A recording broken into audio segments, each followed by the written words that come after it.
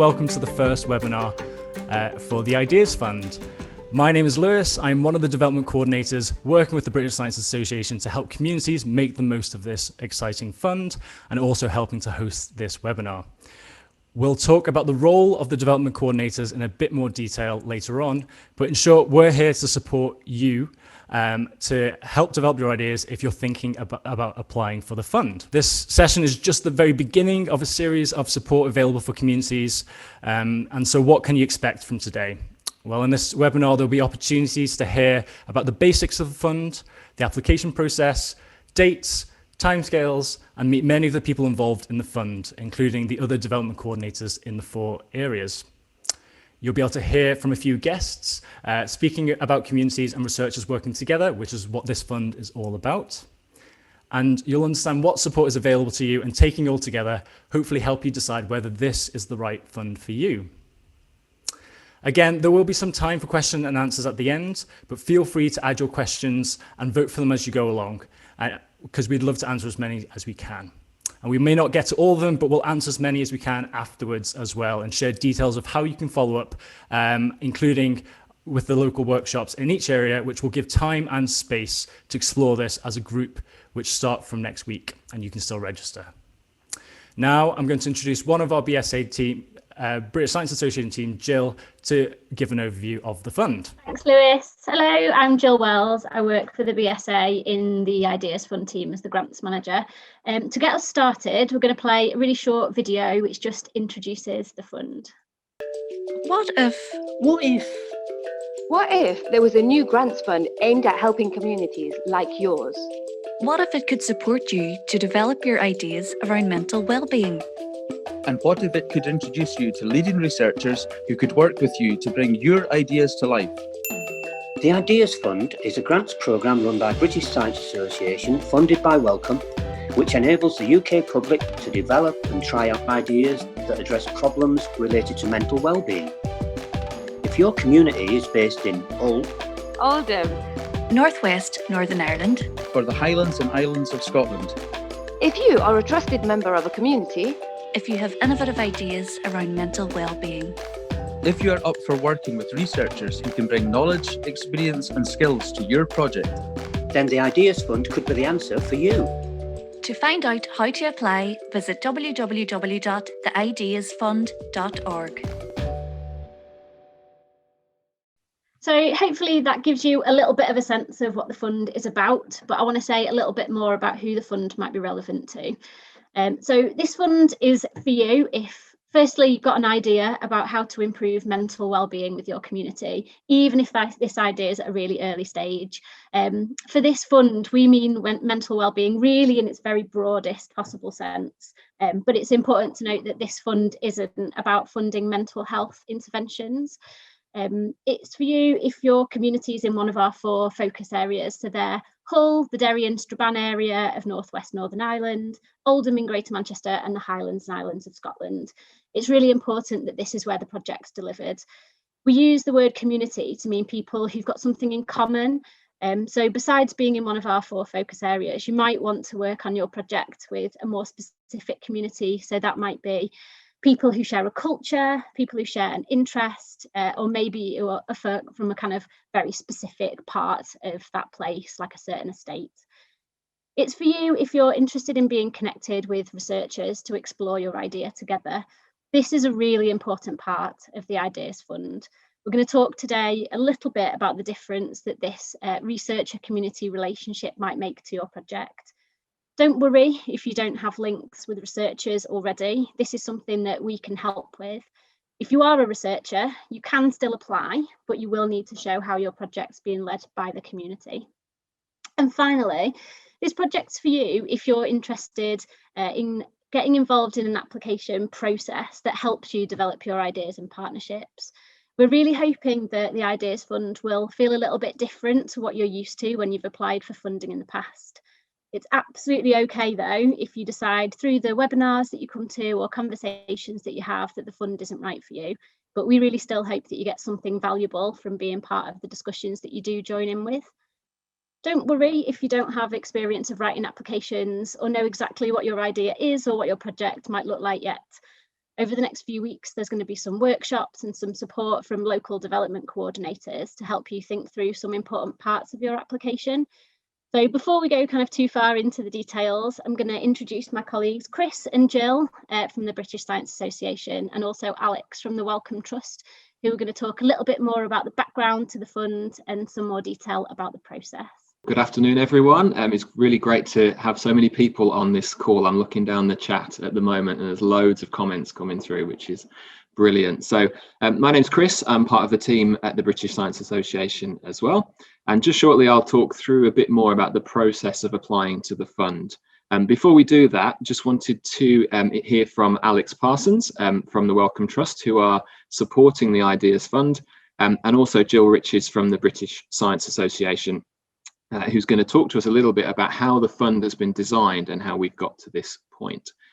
So first of all, Alex, thank you very much for joining the session today. It'd be really great if you could just briefly introduce yourself and Wellcome as a funder, and perhaps talk a bit about why the Ideas Fund is important to you as a funder. Hi, my name's Alexandra Parsons, and I manage this partnership from Wellcome's side. So Wellcome is one of the largest independent global charitable foundations, and we exist to improve health for everyone by funding great ideas. One of the main health challenges that Wellcome is going to be focusing on over the coming years is mental well-being. So we're very happy to support a fund that's just for that. Not only this, but it's really critical that Wellcome supports a fund that's accessible to communities and that supports people outside institutions to do what they do best, working in partnership with communities from the start. So I'm already really excited to see how the Ideas Fund looks now, and I can't wait to see your ideas relating to mental well-being as they develop. Brilliant. Thank you, Alex. It's really great to hear. And there has been a lot of work done already to date over the last few months in designing the fund to try to ensure that it's accessible for groups who perhaps have been overlooked from these types of programs in the past. So perhaps I could just bring in Gill, who is Director of Programs at the BSA, to hear a little bit more about some of the co-design work that has got us to this point. Great, thanks, Chris. Hello, everyone. And actually, the fact we're having this series of webinars has come directly from the co-design work that we did with community groups last year when we were designing the Ideas Fund.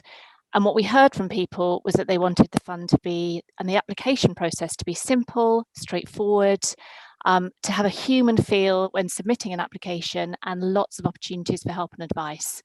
And we've tried really hard to stick with this as closely as possible in terms of what we're actually delivering, and we want to see the difference that makes to applicants. So, for example, will the help and advice lead to stronger applications? Will it help us to link groups together? So we're really excited to see how this is going to work.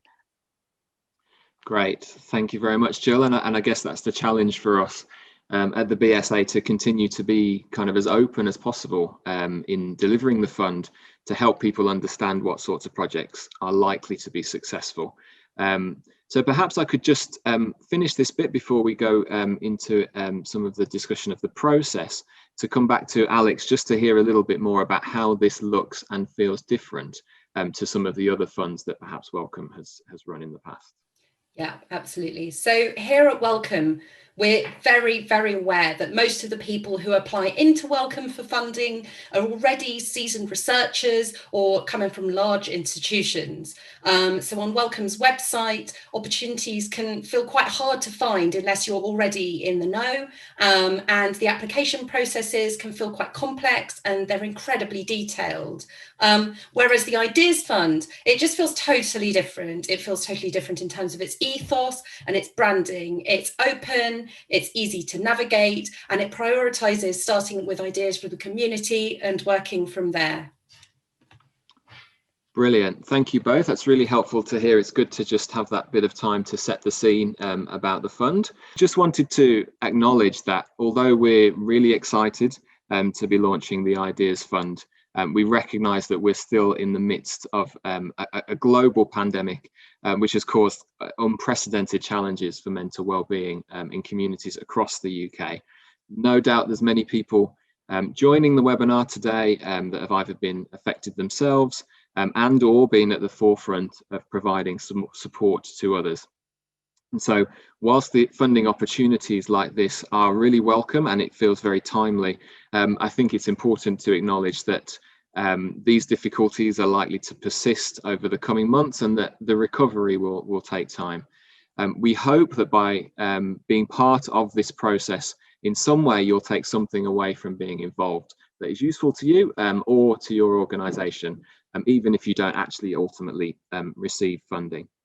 And on that note, I think it's also important to acknowledge that the process of applying for funding can be frustrating, particularly as we're always going to have more applications than we're able to fund. Often the application process itself can exacerbate the situation in that, organisations and people have to compete with each other. We can't get away from that entirely. But what we will try to do is be open about what ideas and potential applications are coming through so that people can have a sense of the levels of demand. And as Gill mentioned, we will look for opportunities to encourage people to work together if that feels appropriate. So on that note, I'll now share some slides that just outline some of the main steps of the process. So as you can see, and as we've talked about before, so we are offering funding to support communities to explore ideas around mental well-being by working with researchers.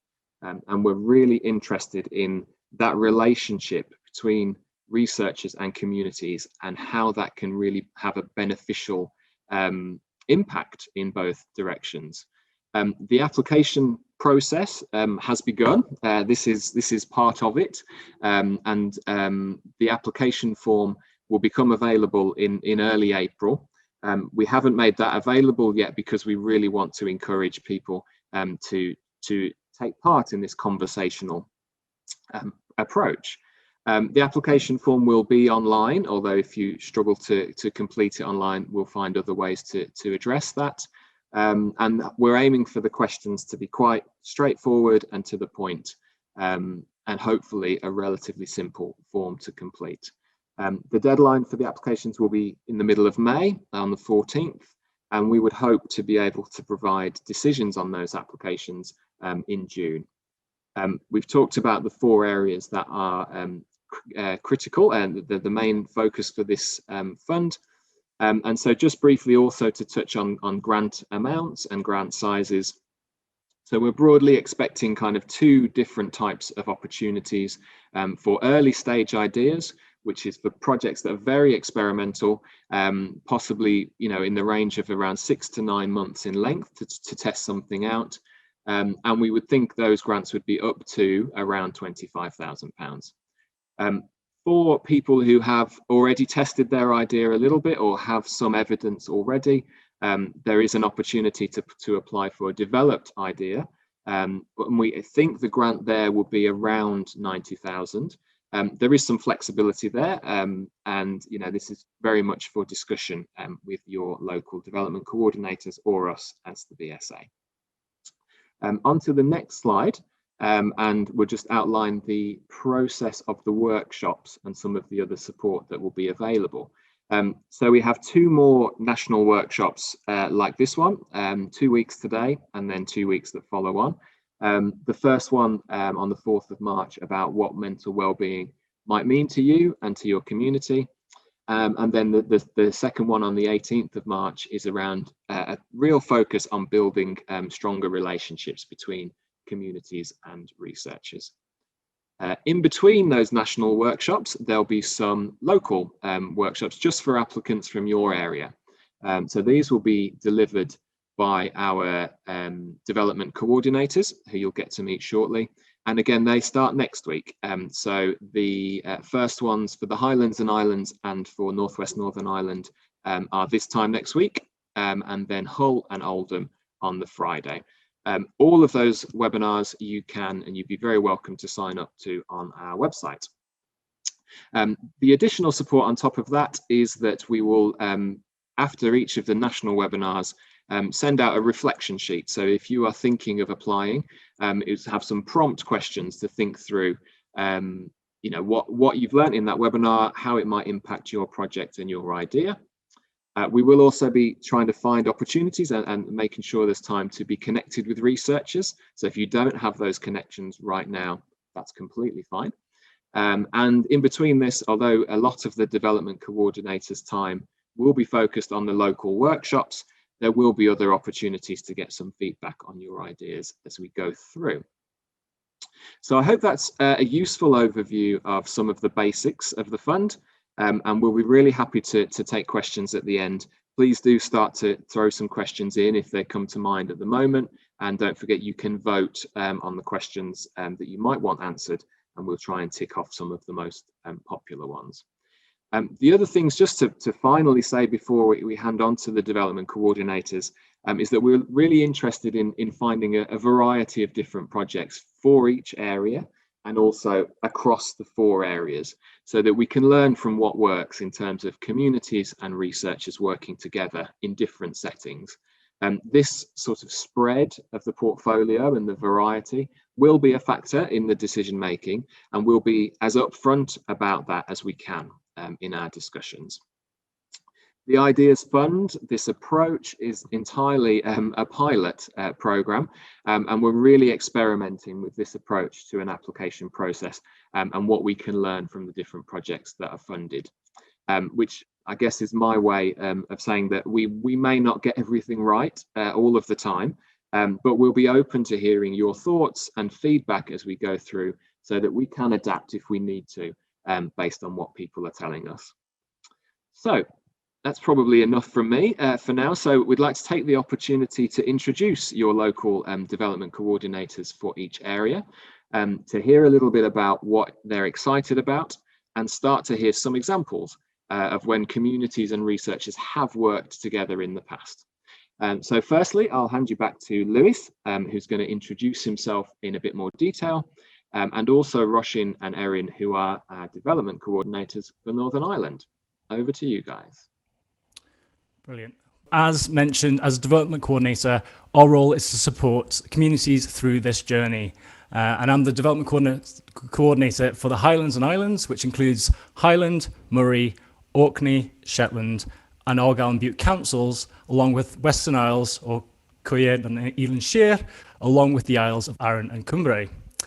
I'll be working with a wide range of partners, including University of Highlands and Islands, NHS Highland, third sector interfaces, to support us and bring our experience connecting communities with researchers through Science Ceilidh and the Culture and Wellbeing Community Network Scotland. And for me, to be brief, this is a great opportunity to build on the excellent work we know already exists in the community and build that long-term capacity. I'm super excited to be able to invite my colleagues from Northern Ireland, Roshin and Erin, to introduce themselves and share why they are excited about the fund too. Thank you, Lewis. My name is Roshin and I manage North West Community Network. We cover the Derry City and Strabane District Council area, and we work to build capacity and support community groups and the sector within that area. We're delivering the development coordination role in partnership with Derry Healthy Communities. So we are really excited about today and really excited for the Derry City and Strabane area that we're benefiting from this project. I think the timing couldn't be better. We already needed more initiatives around mental wellbeing support before the pandemic in our area, but that work, I believe, has become even more essential since the pandemic. We're really excited about the opportunity of meeting new people and the connections that we're all going to make and the legacy I think this project will leave. Helping groups build towards impactful projects, working in partnership with the researchers, and hopefully those connections will last. Brilliant. How about Erin? Hi everybody, I'm Erin and I work for a charity called Developing Healthy Communities, and our purpose is to bring people and communities together to create opportunities for improving health and well-being. And so we're delighted to be working with our colleagues here today to deliver the Ideas Fund in our area in Derry and Strabane.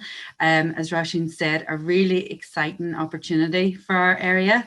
And I'm really excited about the opportunity this fund presents to allow the great ideas about mental well-being to come to life in our area, particularly through building those new and meaningful connections between communities and researchers.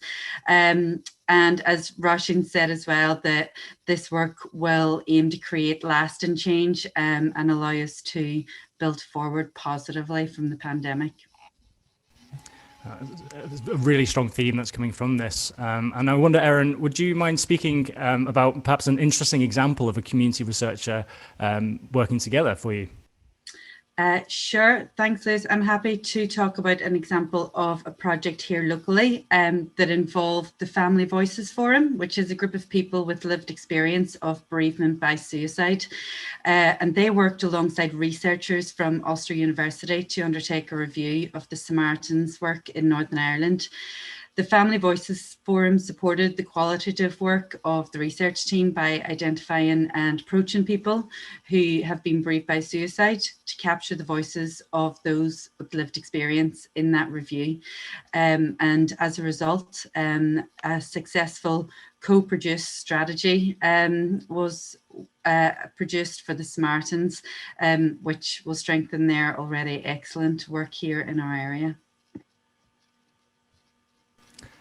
It sounds amazing, and it's hopefully something we might be able to touch on back a little bit later as well. So thank you to you both. I'll now invite and go around the country to our other development coordinators for Hull. So we have Gill and Kate with us today, and in Oldham and Greater Manchester we have Paolo as well. And lovely to see you. It would be great if you could just again tell us a bit about yourself and what excites you about the fund. Yes, hi, my name's Kate and I'm working with Harriet, who unfortunately can't be here today, and Gill from the university as one of the development coordinators in Hull.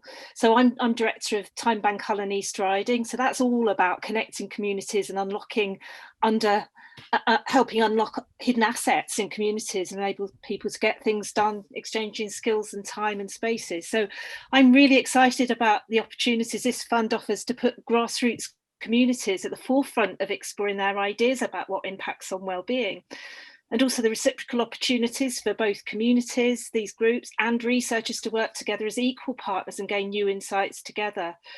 So the relational aspect of this funding process has the potential to build a real culture of strengths-based collaboration between both groups and the researchers. I'm so excited about the legacy that this could create in influencing how we work together going forward. Hi, I'm Jill Hughes. I work at the University of Hull in youth work and community development. And I've also got lots of connections in the community as well. I'm really excited about the Ideas Fund and inspired by its approach. It's offering people the opportunity to bring their passionate ideas around mental well-being to the fore, which is really unusual and not the general norm. I think this will be even more important, as everyone has said already, because of COVID. And I think there's lots of things that we can do together, which will be really important. I have a foot in both camps, in the university and the community. So I'm really excited about the opportunity to match people up so that we can create a real difference for our communities here, and the fact that this is valuing lived and learnt experience together is really innovative. So I'm really looking forward to working with everybody on this fund. And Paolo. Hello everyone, my name is Paolo and I'm a development coordinator for Oldham. I work for Vocal, an organisation creating opportunities for people to find about and have a voice in health research in Greater Manchester.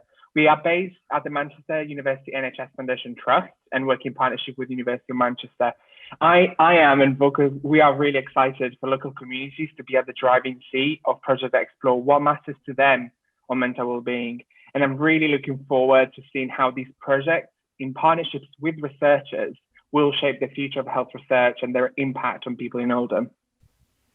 Thanks very much, Paolo. And we're going to hear a little bit more about that a little bit later with one of our guests as well. But I'm going to circle back to Kate, actually, and talk a little bit about, is there a local example of a community research partnership that you're really interested in at the moment?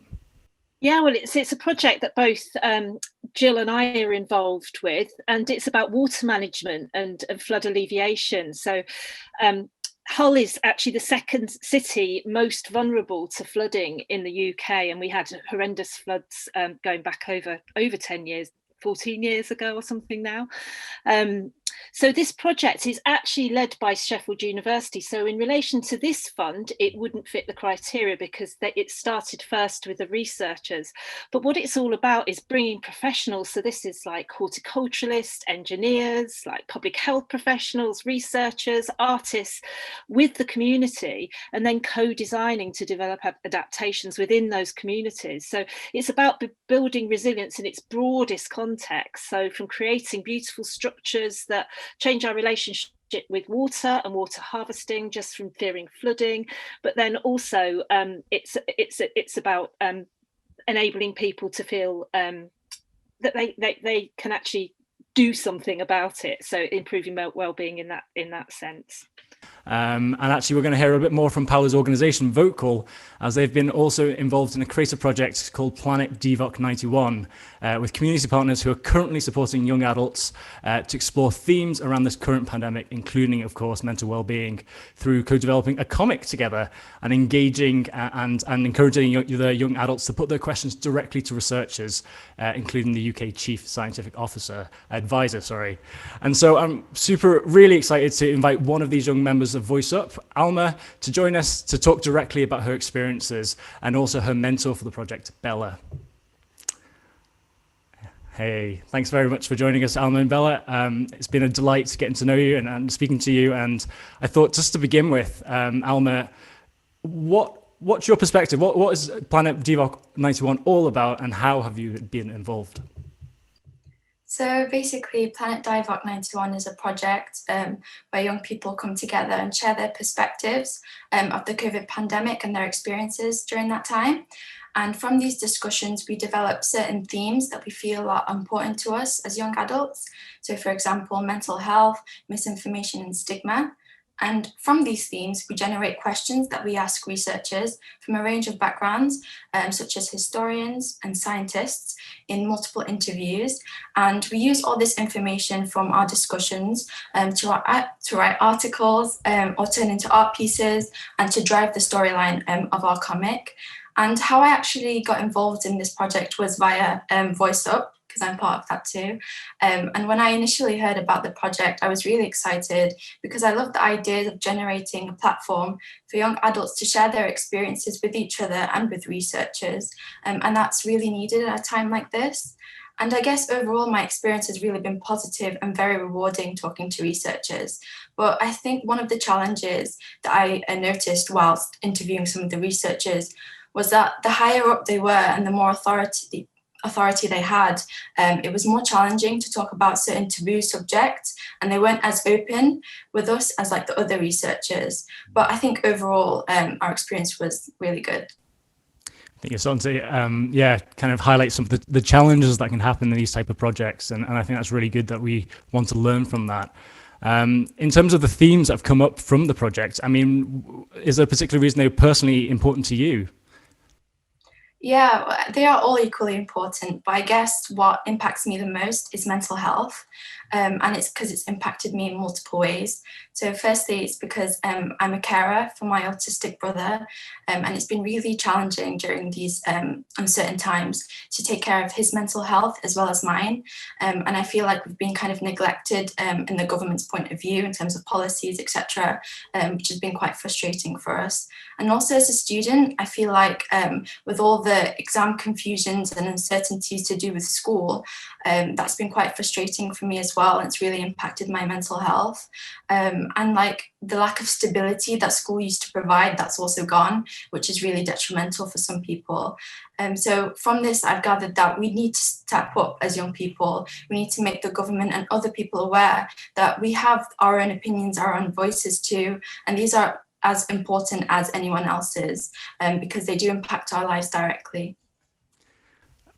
It really inspiring stuff, Alma, and I think it's such an important message, and we want these projects to be, a platform to hear voices that might, sometimes not be represented. I mean, I want to bring Bella in at this moment. You've been involved in the project. You get to work with and be led by inspiring people like Alma. What's your experience being a connector with young people, researchers, and community partners in this? Great, thanks Lewis, and thanks Alma. So as you said, my job is to kind of connect people with health research like yourself and like Paolo. And we work with a lot of communities already, including Alma mentioned Voice Up, which is a group of young adults that we work with. And when COVID hit, we really needed to listen to what those groups and those communities were saying. And we realized that there was a real need to act on their health research needs and their communication needs. So my role really was to try and get funding for this kind of project to take off. And as you've already heard, that it's not always easy to get funding for these kinds of projects. So this is why the Ideas Fund is such a great initiative.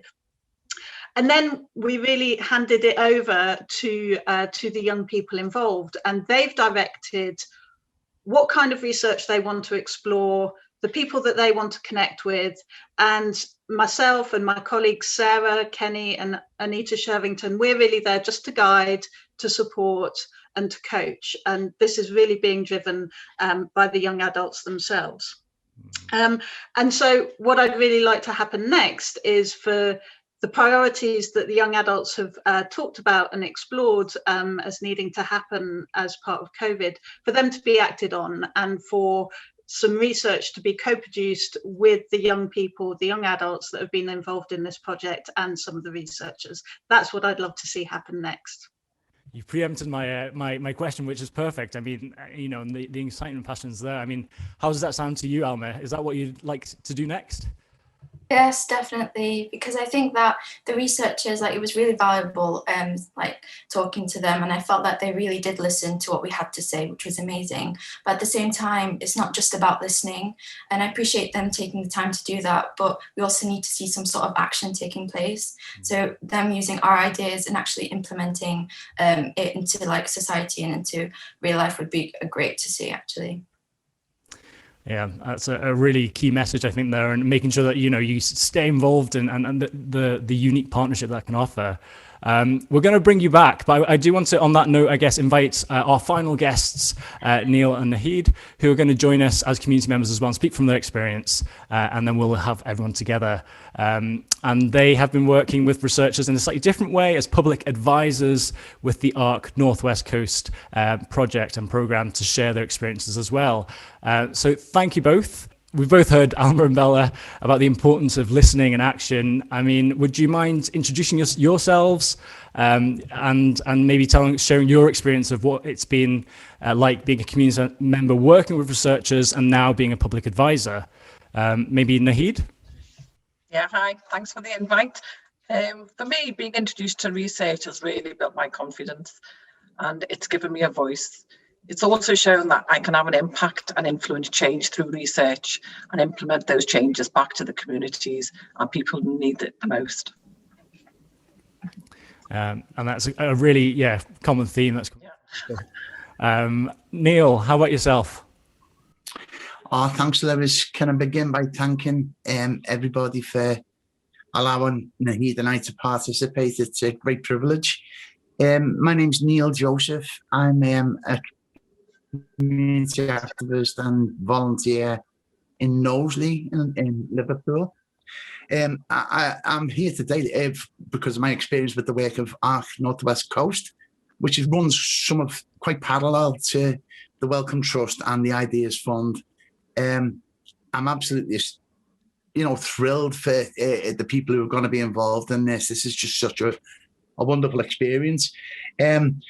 My time as working with researchers, I feel it's been a really unique opportunity to define and shape health research in our communities and to address problems that affect our day-to-day lives. It's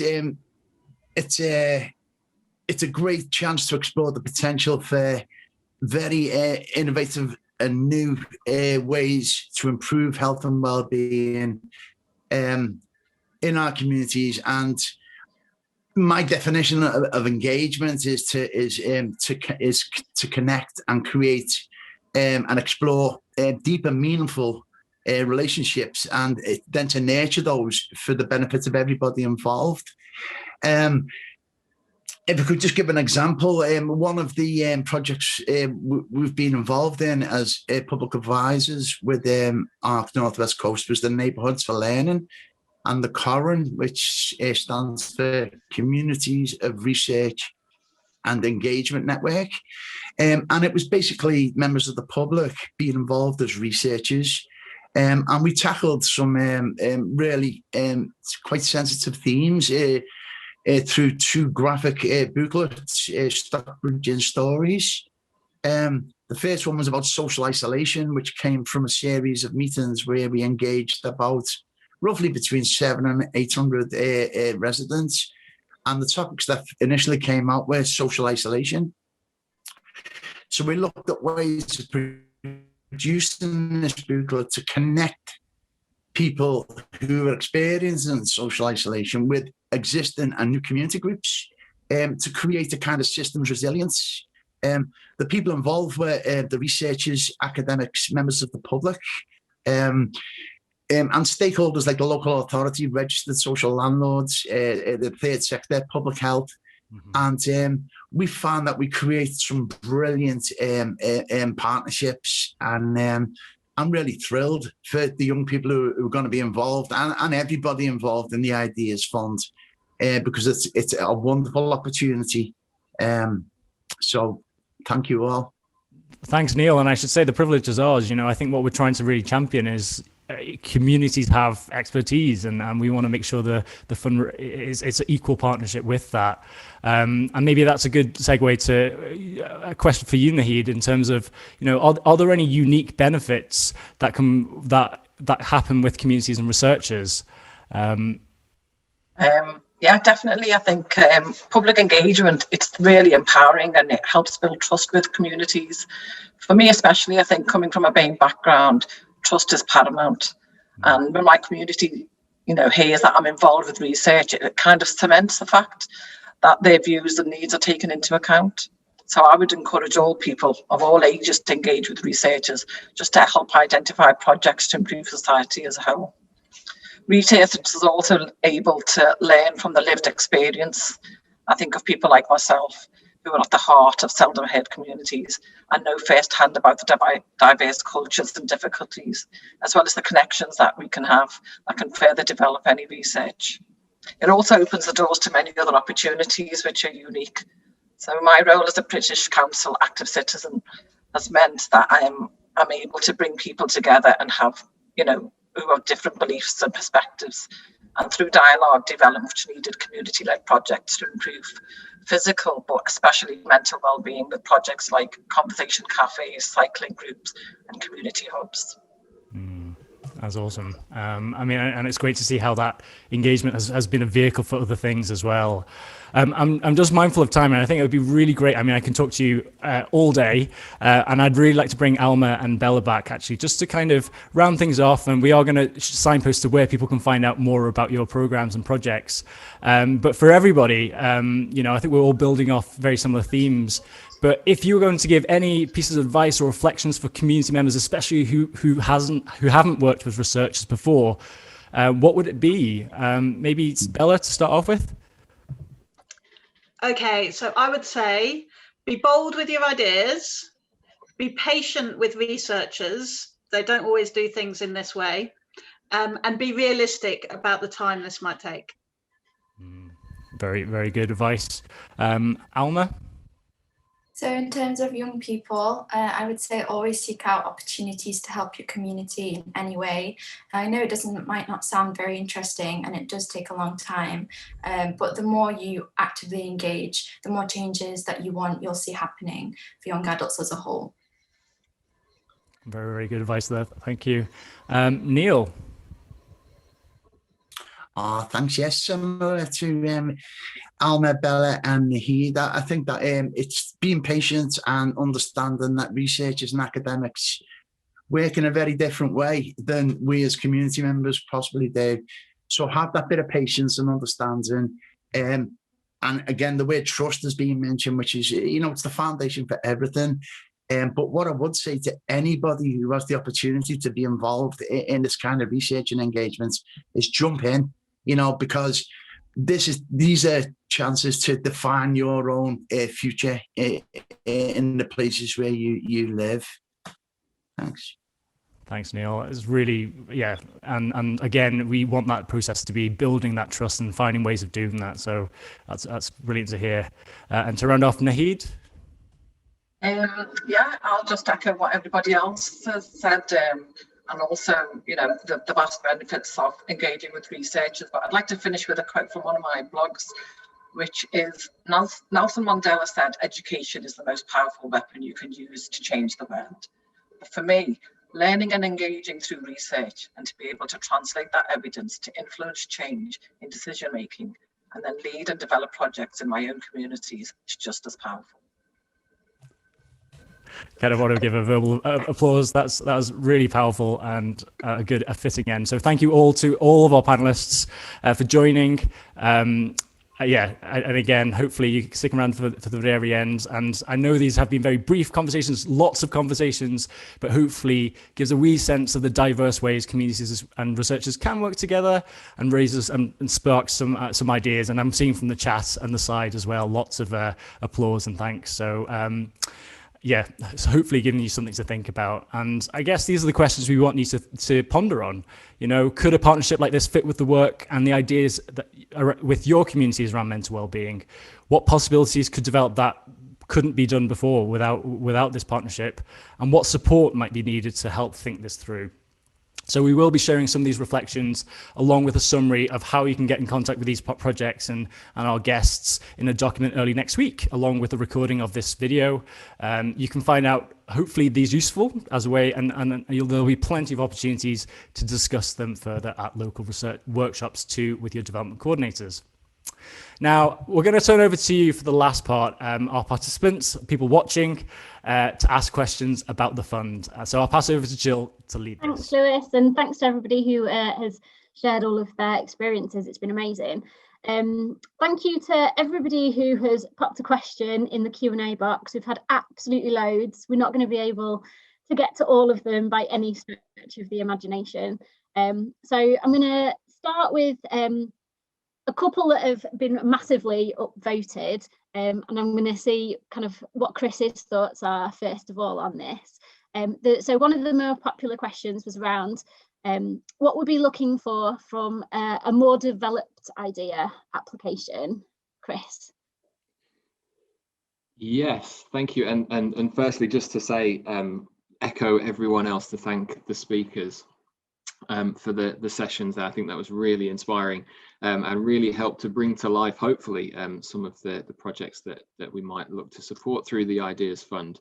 In terms of that question and what type of evidence would we be looking for, these questions are always quite difficult to answer because it will be very much on a case-by-case basis. But really, for a developed idea, we'll be looking for something that has some evidence of the improvements to well-being that your project or your idea or your activity has been achieving. And it may be something you've been running for a few months, a few years, but you have some reports, some evidence, some documents, some feedback from your participants that helps to give you a stronger sense of what of the fact that the project is improving people's mental well-being, as opposed to the early stage ideas, which really are for things that are literally just that kind of early stage, just ideas. They needn't have been tested before, and that's what the fund is about. Great, thank you. So our next question is around the types of activities. So is the fund interested in non-clinical therapeutic activities that benefit mental well-being? So activities that would be complementary to existing health or social services? Yeah, it's a great question, and we are making that distinction between sort of mental health and mental well-being, and I spotted that had come up in one of the other questions as well. So in terms of our kind of definition for mental well-being, we're talking about things on, there's one in our FAQ on the website about you care for yourself and you care about yourself, you look after your physical and emotional health, by eating well, sleeping well, exercising, connecting with others and enjoying yourself. And you can cope with the stresses of life and can work productively, whether that's in a job, in education, or through chores and hobbies. So to answer the question sort of directly about non-clinical therapeutic activities, yes, that we are interested in hearing about those. And as we will often draw back through these webinars and through the conversations, interested in understanding that it is important to the community. So almost whatever it is from a community's perspective that is beneficial, could be a coffee morning, it could be training in the gym, it could be eating well, all of those things that are important to people. That would be the starting point for a project. And then obviously we'll go through a process to try to link people up to the research, just to see how that can be developed and improved potentially with the knowledge and expertise in both directions.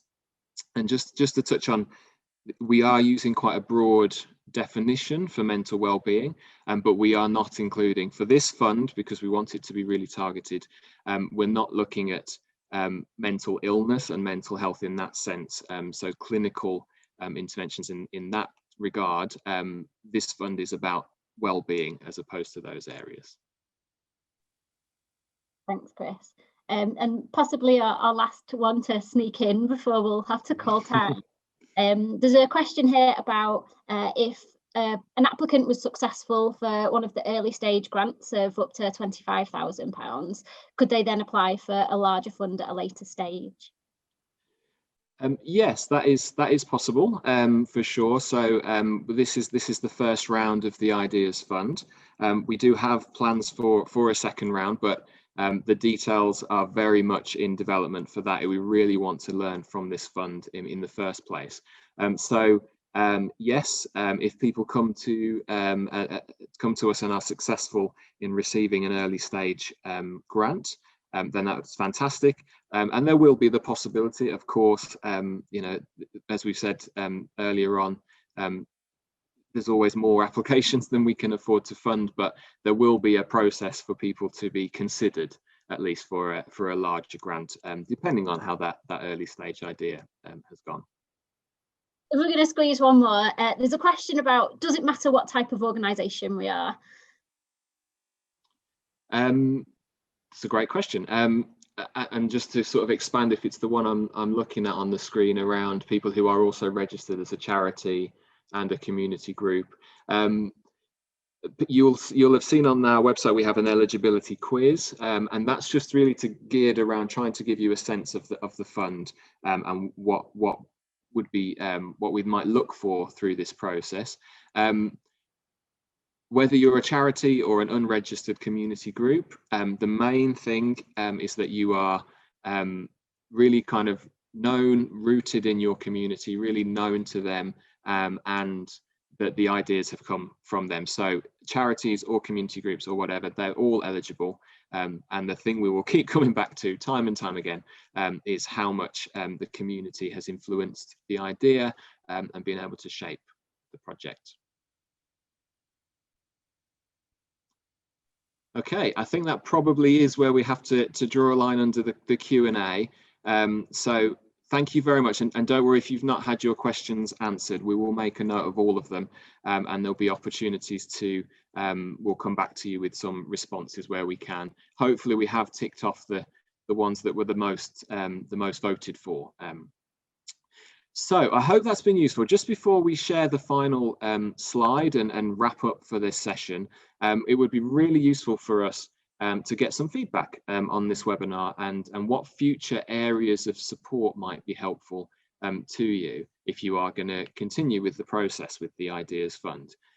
So we'll just pop the final slide back onto the screen, and I'd like to invite actually all of our panelists and development coordinators and everybody to turn their cameras back on as we say a little farewell. Just a reminder of the next steps. So the recorded version of this will be available from next week, and we'll get that out as soon as possible, along with a prompt or a reflection sheet for you to kind of start to think through what you've heard.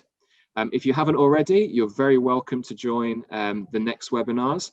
So there's either the national ones on the 4th of March or your local ones, which are next week, where you can discuss some of this further and start to make some connections with your development coordinator. All of the development coordinators' details are on the screen now, and they're also on our website, and including ours if you wanted to get in touch with us as the BSA. And all that's left to say after all of that is to thank everyone once again for your time. Thank you so much for joining. Thank you to our tech support, captioners and interpreters, and in particular the speakers and Lewis, who has done an amazing job behind the scenes in getting all this off the ground. So thank you very much. Any questions, please get in touch, and we will see you next time.